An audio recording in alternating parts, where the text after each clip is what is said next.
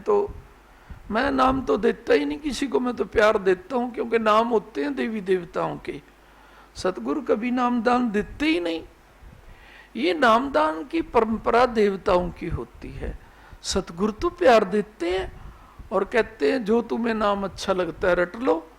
और जय गुरुदेव जय ओंकार तो महादेव पिता रटते हैं, वो देवों के देव हैं।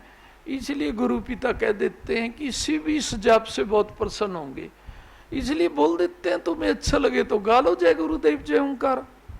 क्योंकि शिव महादेव हैं, वो अपने नाम से भी ज्यादा इस नाम से प्रसन्न होते हैं, इसलिए बोल देते हैं गुरु की जय गुरुदेव जय। वरना तो नाम कहां देते हैं? क्या बोला? नाम तो देते ही नहीं।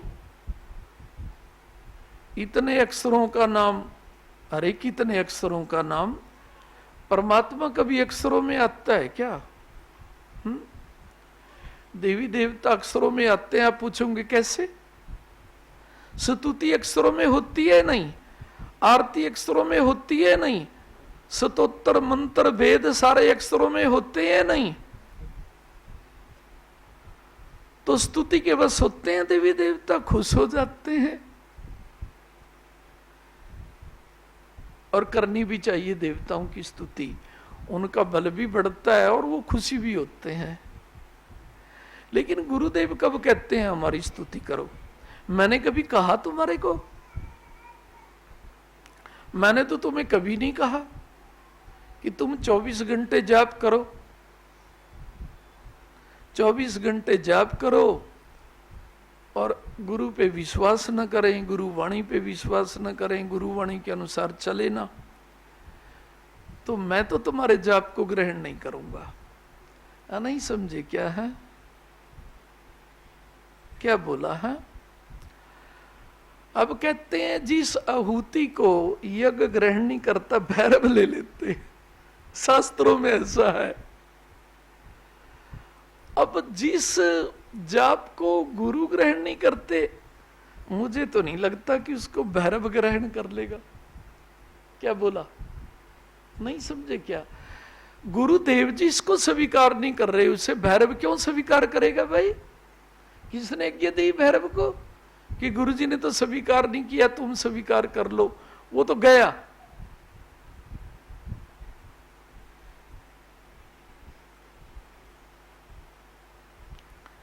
क्योंकि गुरु याद में जाप वही किया जाता है जो गुरु याद को बड़ा समझता है। अब समझो तो तुम गुरु याद को बिल्कुल छोटा सा, कि तो वैसे ही बना लेते हैं, शास्त्रों में लिखा है गुरु बनाना चाहिए।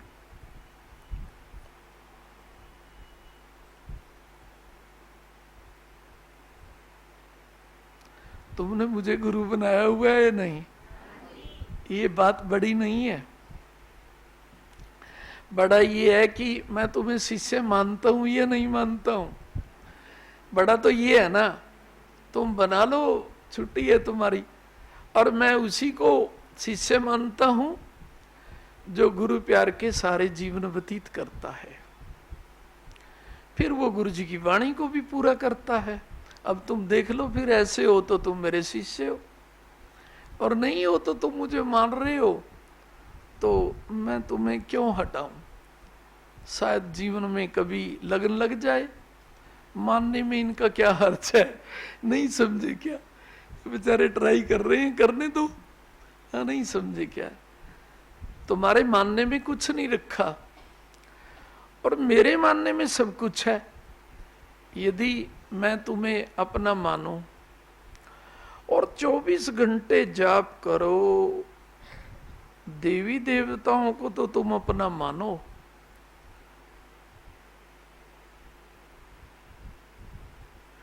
कि राम जी ने शिव पूजन किया था विजय से पहले रामेश्वर में, बिल्कुल सत्य है ये बात। तो हम भी शिव पूजन करेंगे। मैं कभी कहता हूं ना करो शिव पूजन। शिव पूजन तो पूर्ण पूजन माना गया है भाई बहनों।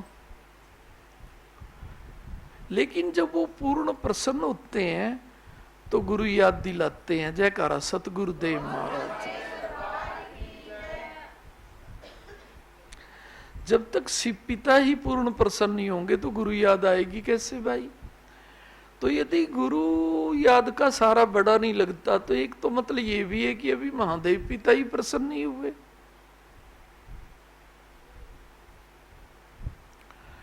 चौबीस घंटे जय गुरुदेव जय ओंकार करो। मैं कहता हूं तुम 24 घंटे गुरु जी के बन जाओ। जब भी आपको याद आए कि हम तो सतगुरु महाराज जी के हैं, उनके पूछे के बिना तो हम खाना भी नहीं खाएंगे। खाना आगे आएगा तो गुरु जी को याद करेंगे, और नहीं भी कई बार याद रहता भी नहीं है तो क्या समझना चाहिए कि पिता हमारे घर में भी आपकी कृपा से खाना आ रहा है, क्योंकि आपकी याद में बनता है, और हम खा भी आपके घर का रहे हैं। और तो खाने के बाद गुरु याद आनी तो चाहिए। यदि नहीं आती तो सोते हम तो अपने कर्म का खा रहे हैं। नहीं समझे क्या? जो कहता है हम तो गुरु याद से खा रहे हैं, गुरु के सहारे, उसे तो गुरु याद आती है। अन्न में प्राण बसते हैं।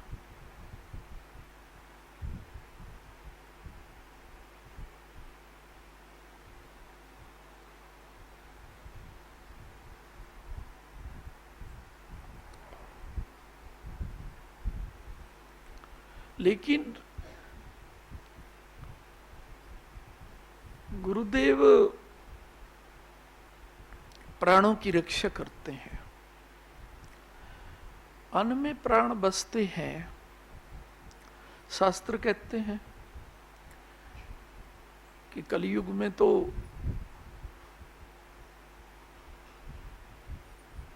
प्राणों की शक्ति कम हो जाती है, अन्न से ही काम चलता है। पहले लोग तो वायु से, सूर्य की ऊर्जा से अपने क्या कर लेते थे, शरीर को चला लिया करते थे। अब तो क्या कहते हैं,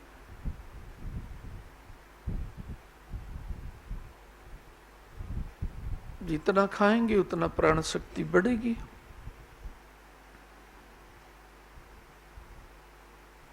बढ़ा के करोगे क्या? यदि उस शक्ति की रक्षा ही नहीं होगी तो कितने ऐसे हैं जो पेटू हैं और अकाल मृत्यु मारे जाते हैं। अब भाई पेटुओ, तुम्हारे पेट में गुरु प्यार हजम नहीं हुआ क्या? हाँ, नहीं समझे क्या है?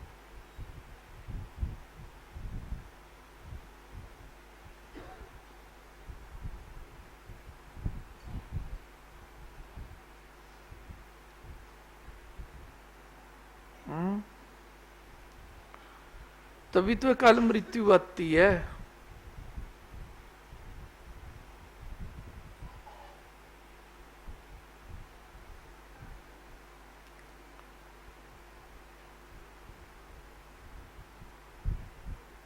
ये कौन आ रहा है? इसको मेरे पास भेजो। कौन आ रहा है? आना भाई इधर।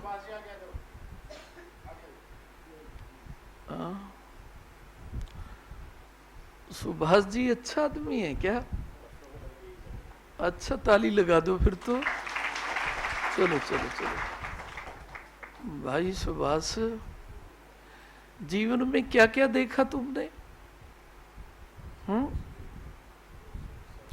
साधु संतों के पखंड नहीं देखे? देखे? हाँ, नहीं समझे क्या?